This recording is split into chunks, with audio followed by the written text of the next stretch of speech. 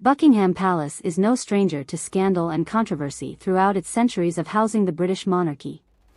However, few could have foreseen the level of unrestrained chaos that erupted within the royal residence's hallowed halls during last week's shocking events. In full view of staff and guards, the Duchess of Sussex Meghan Markle reportedly flew into a feral rage after her mother Doria Ragland was forcibly ejected from palace grounds, leaving a path of destruction and scorched diplomatic bridges in her furious wake. The incident ostensibly began innocently enough with what palace handlers assumed would be a routine visit when Doria arrived to tour the premises and spend quality time with her recently ennobled daughter and son-in-law Prince Harry. According to witnesses, however, trouble first arose after Ragland posed for selfies in restricted areas against explicit protocol violations despite receiving strict prior instructions about privacy policies protecting the royals. Ms. Ragland was certainly lovely and polite enough when she first arrived, but then became rather distracted fawning over the building's lavish historical artifacts and snapping photos like any other uncouth American tourist, said one member of the Queen's employed staff who requested anonymity. When we finally intercepted and attempted gently reminding her about the clearly posted, no photos policies within Buckingham Palace, she incredibly smirked claiming, "Hey, these racist colonial rules won't apply to my family much longer." Her entitled, dismissive attitude set the terrible confrontations into motion. From that point forward, first-hand testimonies and video surveillance archives indicate Doria grew increasingly belligerent as multiple security teams attempted explaining violation repercussions while politely but firmly escorting her outside the restricted areas. The former Los Angeles yoga instructor allegedly responded by mocking the guards' little night watchman outfits, while contemptuously ignoring protocol commands.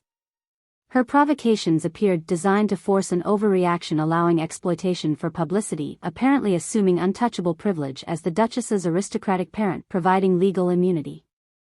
At one point she cheekily quipped how she couldn't wait dropping her alleged lockdown horror stories at the palace to Oprah, Jimmy Kimmel, really any camera willing, capturing her riffing about her family getting racistly imprisoned in our modern-day Tower of London, one guard recounted. All while continuing snapping flash photos centimeters from our faces, just daring our response. Fed up with the entitled conduct, one lieutenant finally intercepted physically removing Ragland while requesting the Duchess be summoned for retrieval. When Meghan arrived, however, she allegedly reacted with instantaneous fury upon learning about the confrontation details.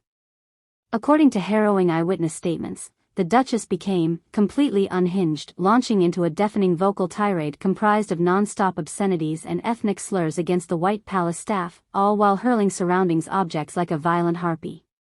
The woman showed up practically rabid, screeching about how they kidnapped her kin in broad daylight like Philando Castile or some rubbish, exclaimed one elderly butler still visibly shaken. "We didn't even have a chance explaining before she started pelting scone platters while shrieking about finally burning these racist trapping before sicking her Compton goons on us oppressors." Several corroborating sources gave matching accounts describing Meghan's meltdown rapidly escalating into violent delusional hysteria reminiscent of Russell Crowe tantrums from decades past. She is accused of shattering numerous historical palace relics and antiques while flinging food and other sundries from the Queen's private tea rooms amidst her apparent dissociative breakdown. As security finally pried the rampaging Duchess outside for her own safety, disturbing footage capturing her climactic psychotic break shows Markle physically attacking a teenage palace footman who inadvertently grazed her. After pinning down the helpless youth, she proceeds raining blows upon his head while appearing to threaten even more severe, gangster retribution from her alleged imprisoned relatives until Prince Harry eventually intervenes separating them. This was far beyond typical American vulgarian arrogance, or the usual ridiculous Meghan narcissist antics inflicted upon withering palace staff who stomached far worse throughout our service, claimed one shaken maid. No, this represented some unhinged primal pathology triggered pushing the woman into cyclonic detachments from reality itself. Perhaps she's finally unraveled into irreversible schizophrenia following years of compounded childhood traumas initially weaponizing her for the royal family's destabilization. While neither Harry nor representatives have commented upon the events, the conspicuous sudden departure of Meghan's mother from London lends credibility to palace insiders' outrageous recountings.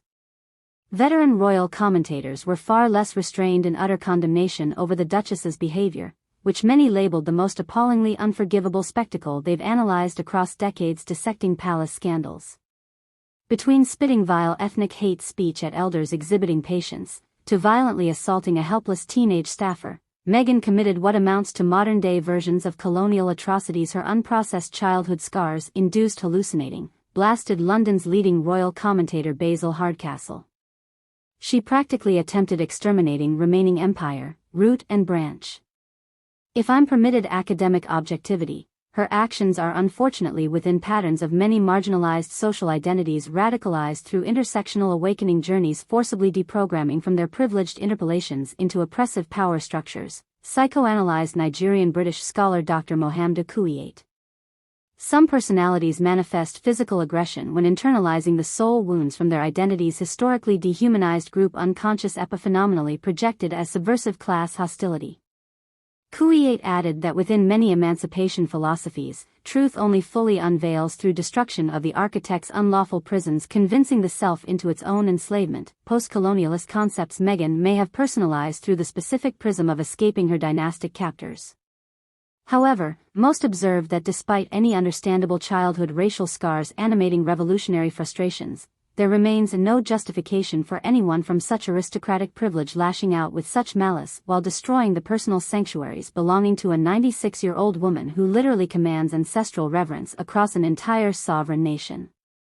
Regardless what perceived colonial evils the institution embodied inspiring her wanton rampage, Meghan remains a rich celebrity at large, attacking the vulnerable elderly workers simply following protocol, protecting their monarch and national heritage, said Australian television personality Fitzy. Nothing she experienced growing up in Compton absolved physically assaulting teenagers waitstaff sworn to serve her like common thugs.